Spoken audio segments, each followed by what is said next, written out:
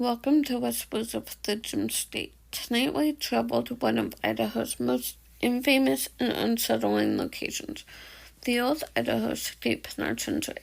Located in Boise, Idaho, this prison operated for over a century, from 1872 to 1973, housing some of the state's most dangerous and desperate individuals. But long after its gates closed, many believe its doors never did. The Old Idaho State Penitentiary was designed to break men, physically and mentally. Inmates endured harsh conditions, solitary confinement, forced labor, and public executions. Cells were small, winters were brutal, silence was often used as punishment. Overcrowding, riots, and violence became common, and the walls absorbed decades of suffering. Some say places like this don't forget.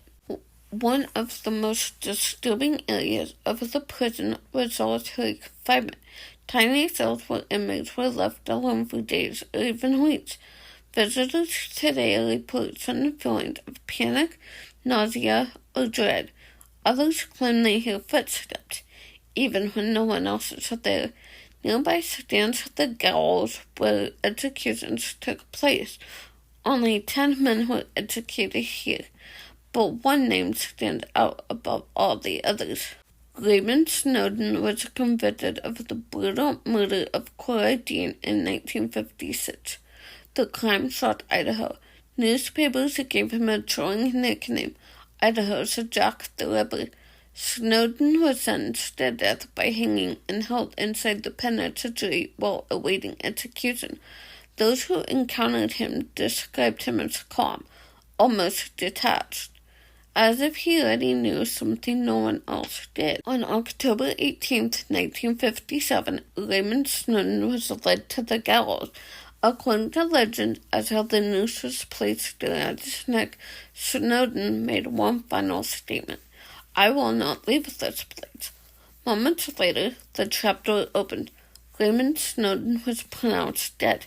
He was the last man ever executed at the Old Idaho State Penitentiary, but many believe he kept his promise. Visitors, staff, and investigators report unexplained activity throughout the prison, especially near the gallows and cell blocks tied to Snowden.